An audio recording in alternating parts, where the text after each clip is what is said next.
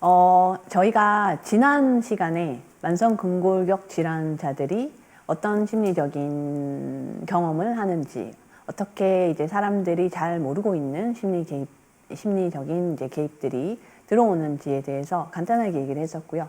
오늘은 저희 이제 소마너스 센터에서 자체적으로 박사님의 제가 박사 연구를 했었던 거기에 베이스를 해서 저희 웰빙 프로그램, 웰빙 필라테스 프로그램에서도 사용을 하는 것에 이론적인 근간이 되는 것들에 대해서 좀 얘기를 해보도록 하겠습니다. 자, 제일 윗부분의 통증을 경험하고 장애를 경험을 하는 것은 이제 제 경험인 거죠. 근데 오랫동안 여러 번의 경험을 했을 때, 그 순간이 왔을 때, 일단 그 통증이 객관적인 거는 아니라는 건 지난번에도 얘기를 했죠. 굉장히 심리적인 것으로 100% 해석이 되어 있는데, 그럼에도 불구하고 일반적으로 인지되는 수준 이상으로 그 통증에 대해서 굉장히 극심하게 받아들인다, 왜곡되게 받아들이는 이제 통증 파고카를 제일 먼저 이제 인지적으로는 하겠죠. 물론 동시에 심리적인 것도 같이 들어올 수 있죠. 우울하든지 불안하든지 뭐 무기력하든지 좌절스럽든지 이런 걸 함께 이제 가지고 갈 가능성도 많아요. 그죠? 그래서 일단 이 통증이 그렇게 아주 왜곡적으로 해석이 된 다음에는 움직이는 것 자체에 대한 두려움이 올 수밖에 없죠. 근데 이것은 동시에 올 수도 있고 이 순서대로 올 수도 있지만 요거 두 개를 동시에 경험을 한다는 것은 이제 인지를 하셔야 될 것 같습니다.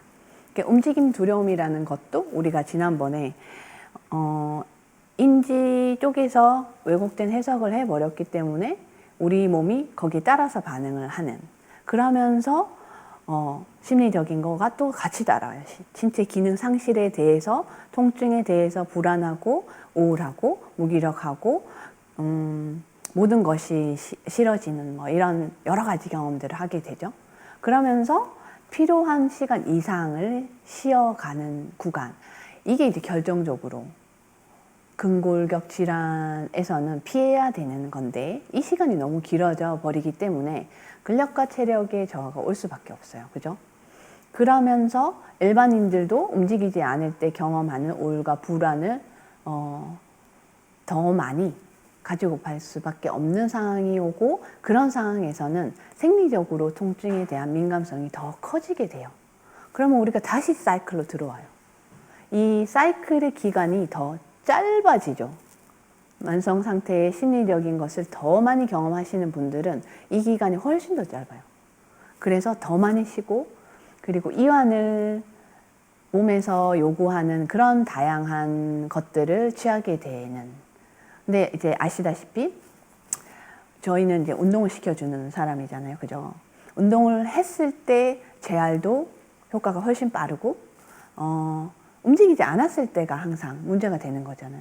그러니까 이게 다른 만성질환과 가장 큰 이제 다른 점이라고 볼 수도 있고, 만성질환도 기본적으로 운동을 의사 선생님들께서 권유를 하는 것은 이제 심리적인 우울 단계에 들어오게 되는 것을 막기 위해서 이제 그런 걸 하기도 하죠.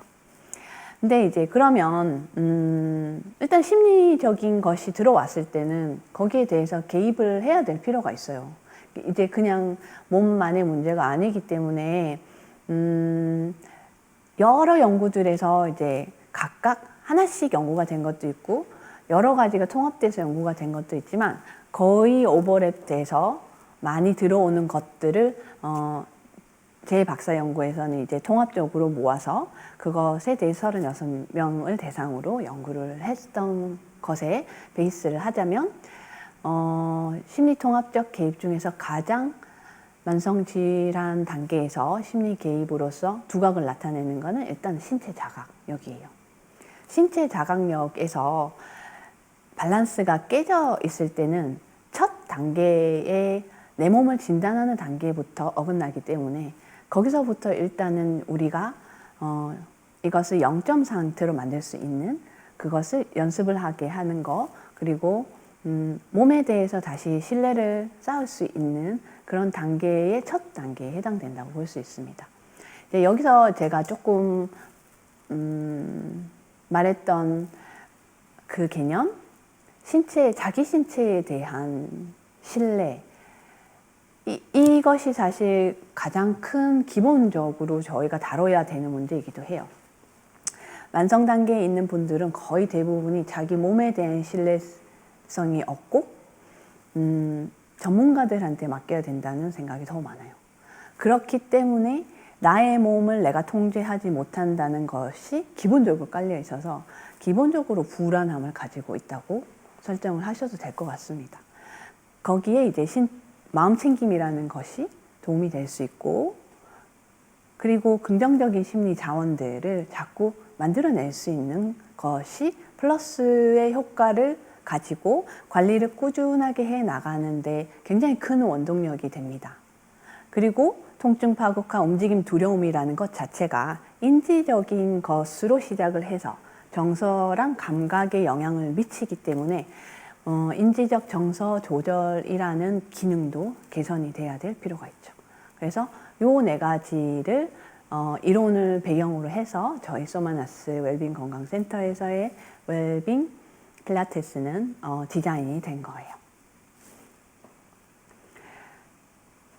자, 그리고 이 통합 프로그램은 두 가지에 기반을 하고 있어요. 두 가지의 심리치료 이론에 기반을 하고 있는데, 한 가지는 MMPT 심리교육이라고 해서 덕성여대 전 김정호 교수님이 20년간 연구하시고 만들어낸 마음챙김, 명상 마음챙김 긍정심리 훈련이라는 것이 있고요.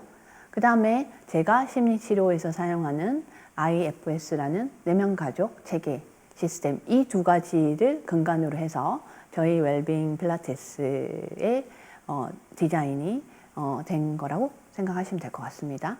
오늘은 그 중에서 이제 MMPT 심리 교육 중에서 명상 마음 챙김을 조금 더 구체적으로 볼 거예요. 그걸 하기 전에 이 MMPT 심리 교육이라는 것을 알아야지 저희가 왜 명상 마음 챙김을 하는지도 알 수 있겠죠? 일단 마음 공부라는 것을 해야지만 우리가 신체적이든 심리적이든 변화라는 것을 경험을 할 수 있는 곳으로 가게 만들어준다. 저희 교수님께서 늘 얘기를 하듯이 한 사람이 오랫동안 가지고 있었던 고질적인 습관을 고치기 위해서는 그 구간이 변하는 과정까지는 뼈를 깎는 노력을 해야 된다는 말씀을 하신 적이 있고, 저도 만성근골격 환자로서 지금의 상태까지 오는데 뼈를 깎는 노력들을 오랫동안 할 필요가 있었어요. 근데 주먹구구식으로 보통은 하죠. 모르기 때문에 이것도 해보고 저것도 해보고 막 해보는 분들이 많죠. 그렇게 해서 저는 그래도 럭키한 케이스죠. 찾았으니까. 그래서 그런 분들의 시간 낭비를 돕기 위해서 제가 이제 교육을 하는 이유이기도 합니다. 그런 분들이 이런 것이 다 만들어진 것을 그대로 본인의 일상생활에서 하기만 하시면 반드시 변화라는 것을, 그리고 신체의 그런 질환 관리를 하는데 수월하게 할 수 있다는 것을 저는 확신합니다. 몇 달이 걸리든 확신합니다까지 갈 수 있을 것 같아요. 자, 그러자면 마음이라는 것을 변화하기 위해서 제일 많이 일반인들이 하는 거는 책 사보는 거, 유튜브 보는 거, 이런 이제 소프트웨어적인 이론들을 습득하는 거잖아요. 그죠?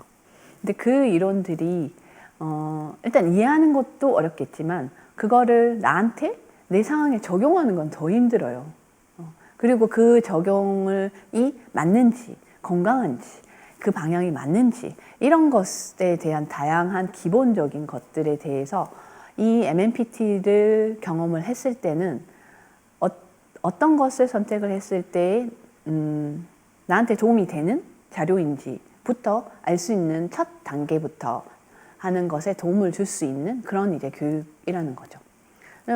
내가 이제 나에게 맞는 책을 고르는 눈도 기를 수 있고, 그리고 그것을 내가 수행을 했을 때 이것이 맞는지 안 맞는지 신체적인 자각력을 통해서 내가 점검을 해볼 수도 있고, 거기에 플러스 긍정심리 여러 가지 것들을 적용하면서 변화해가는 나를 볼 수도 있는 자기 치료 트레이닝, 훈련으로서는 이만한 것은 저는 없는 것 같았어요. 여러 이제 연구를 했을 때도 굉장히 많은 프로그램들이 있긴 있어요.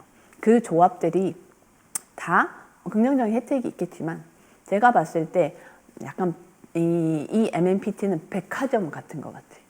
그러니까 소프트웨어적인 지식도 이것만 가지고서 충분히 저희가 삶을 사는데 필요한 정도고, 기술? 응용할 수 있는 기술도 이 정도만 할 수 있으면 삶은 정말 풍부하게 내 것처럼 살 수 있단 말이에요. 자, 그래서 마음 공부는 두 가지로 나뉠 수 있어요. 일단은 아는 게 많으면, 그러니까 건강한 것을 많이 알고 있으면 적용할 게 많겠죠. 내가 그 순간에 왔을 때, 경험을 했을 때 아는 것이 없거나 개념이 없다면 그것이 자기가 경험하는 것을 모를 경우가 많아요.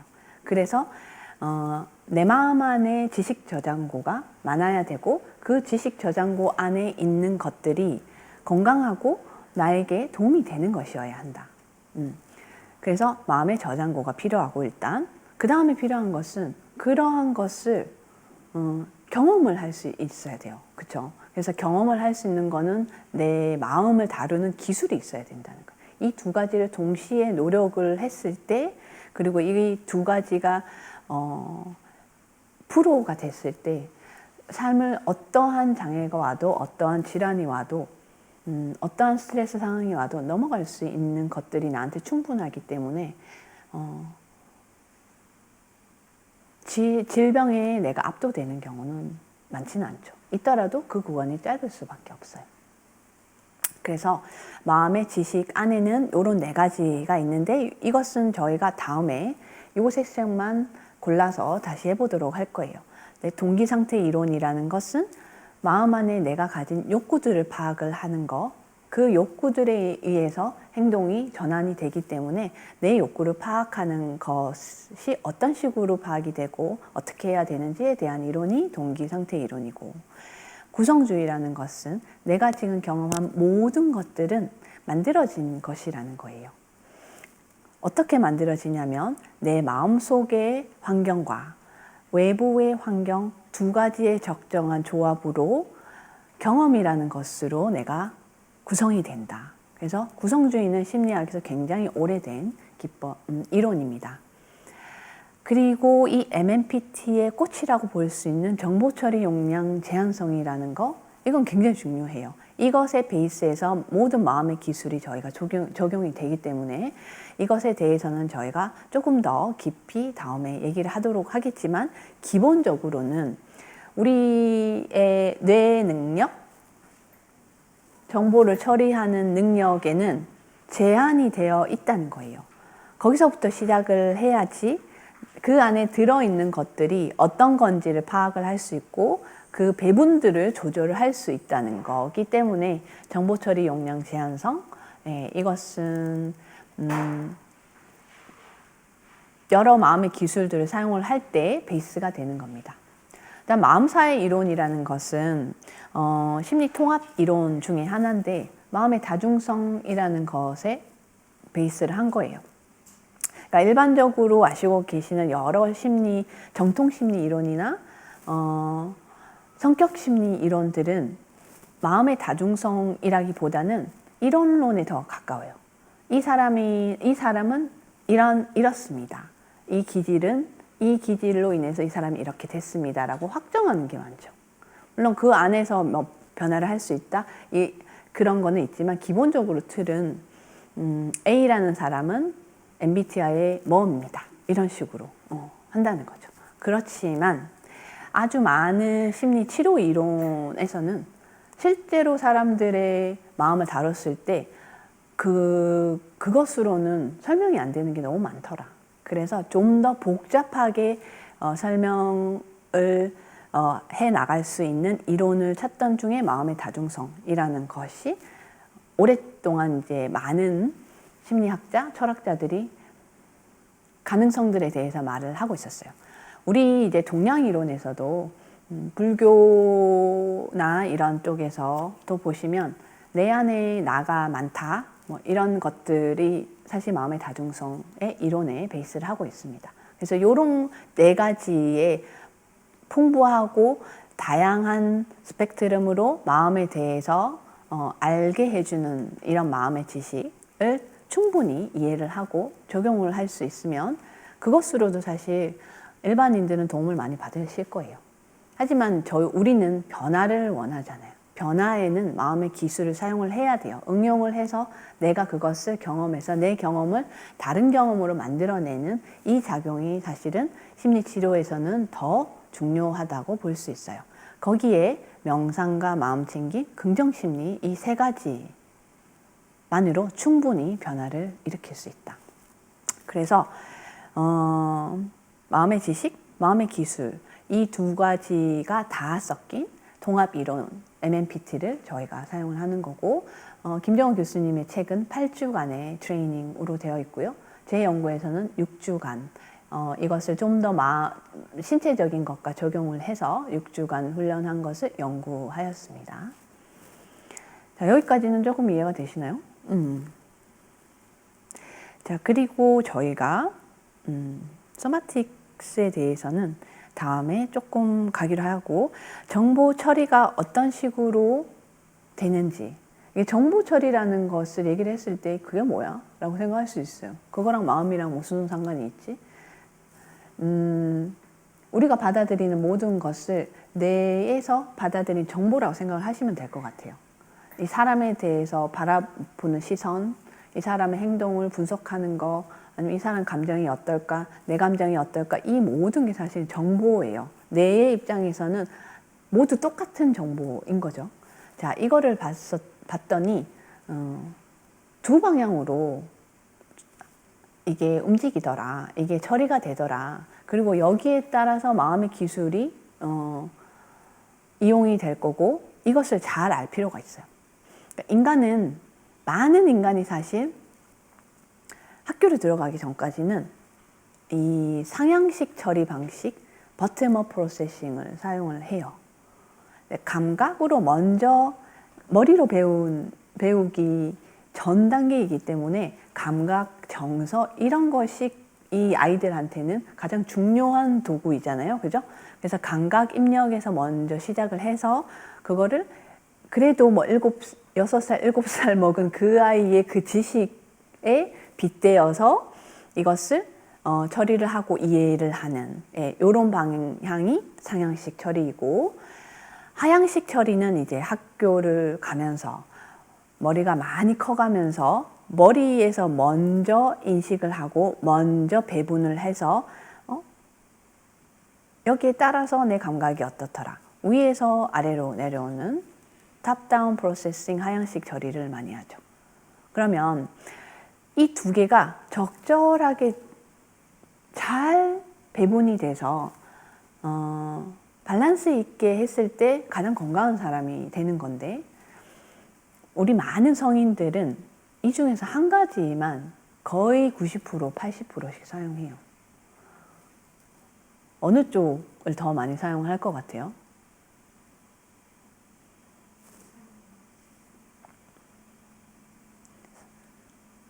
머리로 먼저 모든 거를 이해를 하려고 그러죠.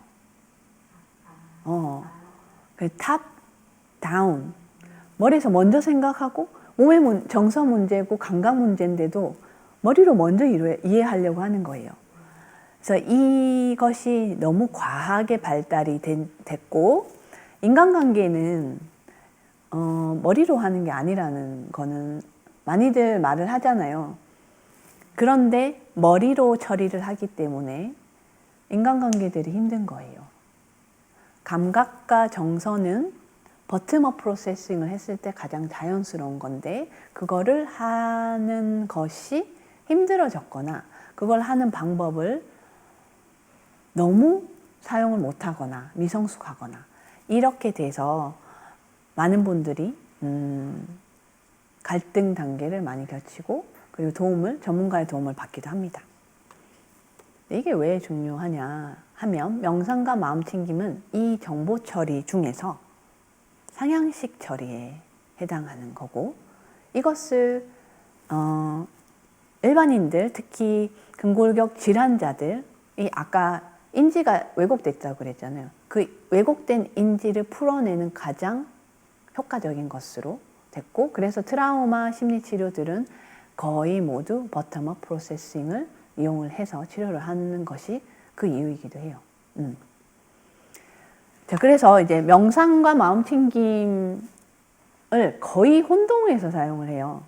차이점을 모르시는 분이 더 많고, 명상을 하시는 분 중에서도 뭐 요가를 하시는 분들 중에서도 이 두 가지를 명확하게 구분하면서 수행을 하시는 분들이 생각보다 많지가 않은 걸로 파악이 되고 있어요.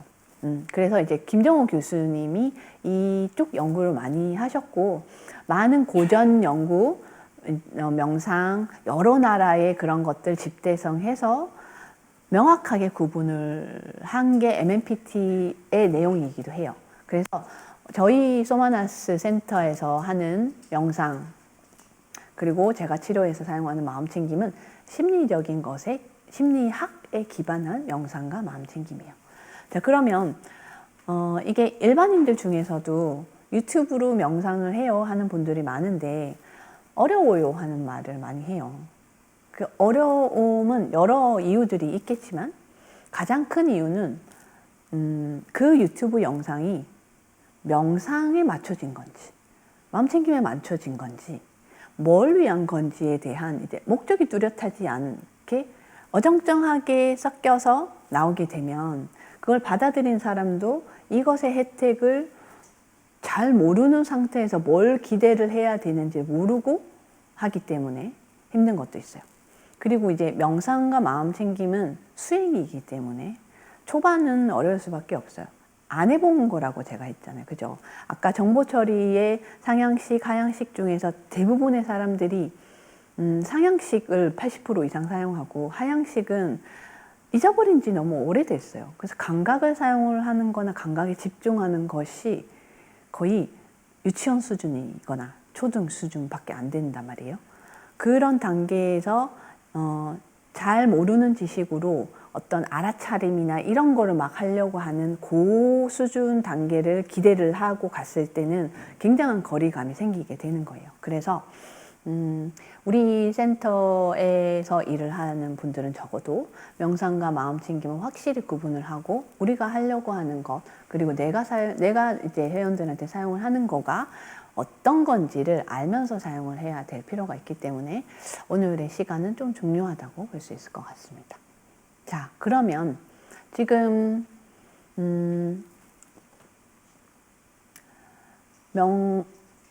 두 가지 중에서 제가 먼저 개념을 먼저 얘기를 해볼게요. 하나는 제일 사람들이 많이 아는 나를 객관화하는 거. 그 다음에 또 하나는 몸의 감각에 집중하는 거. 이거 둘 중에 하나는 명상이고 하나는 마음챙김이에요. 어떨 것 같아요?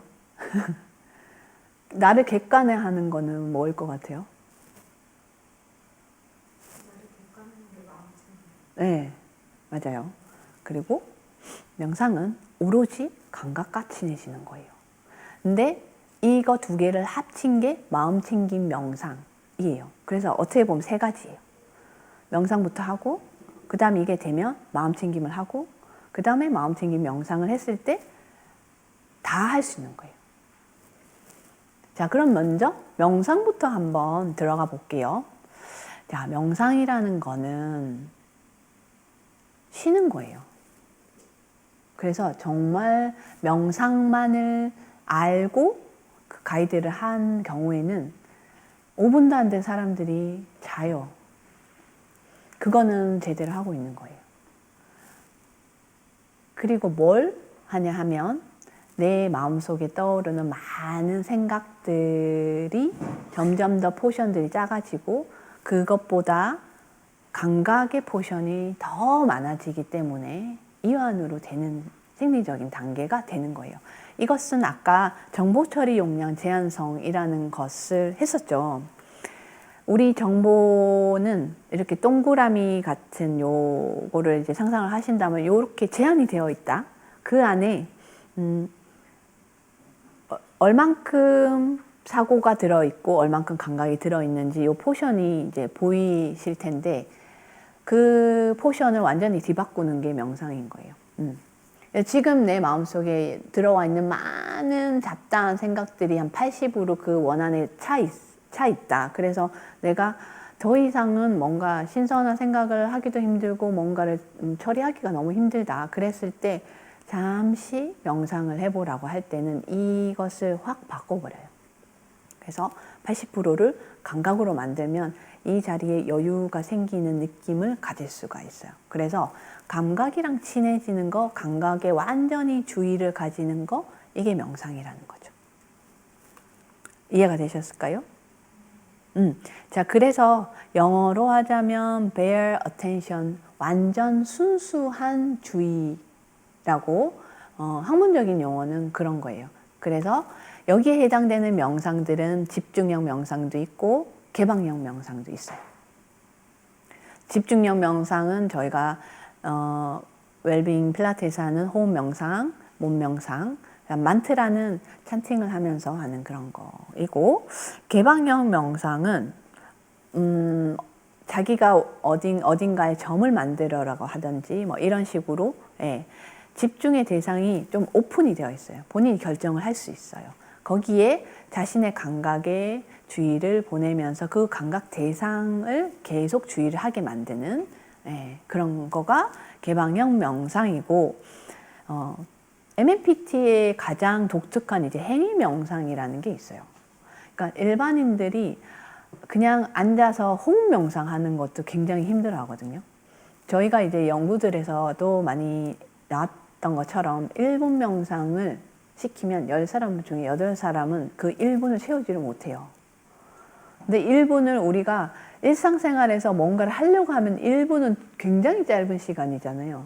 근데 그거를 눈을 감고 호흡에 집중하는 거를 1분도 못해요. 30초 정도가 거의 일반인들이 할 수 있는 첫 단계의 리미트라고 보시면 돼요. 그래서 행위 명상이라는 것을 더 많이 시키는데요. 행위 명상은 일반적으로 내가 일상생활에 행위를 하면서 샤워를 하면서 내지는 설거지를 하면서 손을 씻으면서 거기에 완전히 감각을 집중을 하라고 하는 거예요. 그러면 내가 따로 시간을 명상을 내지 않아도 매일 내가 해야 되는 걸 하면서 그 시간에 명상을 할 수 있게. 그래서 이것도 잘 안 되시기 때문에 저희가 8주간의 코스에서 과제를 내면서 어떤 식으로 경험하는지를 점검을 받아가면서 하는 거예요. 그러니까 제가 이제 유튜브 명상으로 처음 명상을 접하시는 분들에게는 그것의 효과를 1%도 잘 못 가져갈 거다라고 생각을 하는 것은 내가 하고 있는 이것이 바로 하고 있는 건지, 그 다음에 이거를 하는 방법을 모르고 그냥 주먹구구식으로 하는 거기 때문에 어차피 할 거면 제대로 한번 경험을 해보고 그리고 스스로 하려고 했을 때 더 효과가 있을 것 같습니다. 자, 그러면 이제 명상의 혜택까지만 일단은 좀 볼게요. 명상은 제일 처음에 이제 아까 쉰다고 했기 때문에, 그래서 이제 암 환자들 암센터에 제일 많이 들어와 있는 게 명상이에요. 명상센터도 많아요. 왜? 그런 이제 중증의 환자분들은 늘 불안하고 늘 이제 수면을 못 취하시기 때문에 일단은 입원을 하셔야지 치료에 효과가 생기죠. 그래서 이제 명상센터 같은 것을 암센터 같은 데서 하는 것에 명상의 혜택 중에서 이완을 보기 때문에 그래요. 이완을 했을 때 우리 자율신경계가 조절이 되고 편안함을 좀 느낄 수 있고 마음 안에 고요한 것이 좀 많아지는 시간을 가질 수 있어요. 이렇게 됐을 때 우리는 집중력이 높아지고, 그리고 집중력이 높아지고 마음의 여유가 생길 때 사람들이 막 창의적으로 되기 시작해요. 뭔가가 막 생각들이 떠오르기 시작해요. 이제 그런 거. 그 다음에 가장 중요한 거는 생각병, 우리 꼬리에 꼬리를 무는 반추라는 것을 차단을 하는 가장 효과적인 것으로 명상의 혜택에 많은 연구들에서 보고가 되고 있어요. 그래서 명상의 혜택은 두 가지만 생각을 해보면 될 것 같아요. 처음은 이완, 신체적인 이완, 그 다음에 마음의 이완. 두 번째는 생각의 병인 반추를 차단할 수 있는 가장 효과적인 거다. 자, 그리고 마음 챙김을 살짝만 조금 구별해서 한번 볼게요. 아까 명상은 신체 감각에 주의를 집중하는 거라고 그랬죠. 그러면 마음 챙김은 그렇게 감각에 집중하는 자신을 떨어져서 바라보는, 마음을 보는 훈련이에요. 마음을 있는 그대로 바라보는 능력이고, 그래서 나와 동일하게 하는 명상의 동일시가 아니고 탈동일시예요. 몸과 마음을 객관화해서 본다. 나의 객관화. 이게 마음챙김입니다. 그래서 영어로는 순수한 상위주의, bare meta attention 이라는 개념을 사용을 합니다. 좀 다르죠? 자, 그래서 그러면 아까 감각과 친해지는 명상과 다른 효과를 기대를 할 수 있어요. 가장 큰 것은 수용. 나를 있는 그대로 바라볼 수 있는 것 자체가 수용이잖아요. 그죠? 그러니까 바르게, 현명하게, 투명하게 나를 볼 수 있는 거기 때문에 나에 대한 바른 이해, 그리고 현명한 선택을 할 수 있는 지혜로울 수 있는, 지혜로움에 가까운 그런 훈련이 마음챙김 훈련이에요. 그리고 그것을 하고 있는 것이 쉽지는 않아요. 그죠? 우리가 왜 수용이 안 되냐 하면 내 마음속에 약한 부분들, 힘든 부분들, 어두운 부분들을 수용을 하기가 힘들기 때문에 그런 거거든요. 그럼 바라보고 있을 땐 그게 다 보이기 때문에 마음의 동요가 더 생기겠죠. 그 동요가 생기는 것을 차분하게 가라앉혀 주는 게 마음챙김 훈련이에요. 그래서 인내력이 높아지고 평정심이 높아질 수밖에 없고, 그래서 마음의 긍정적인 변화를 일으키는 명상보다는 조금 더 적극적인 혜택을 가지는 거라고 볼 수 있어요. 그래서 부정적인 어떤 습관들을 좀 변화를 시키는 긍정적인 방향으로 가는 그런 것이 마음챙김의 혜택이라고 볼 수 있겠습니다. 자, 여기까지 오늘 명상과 마음챙김에 대해서 교육을 해봤어요. 도움이 좀 되셨고 명확하게 좀 구분이 되셨는지 모르겠네요. 다음에는 저희가 또 소매틱과 신체 자각에 대해서 좀 더 알아보도록 하겠습니다. 수고 많으셨어요.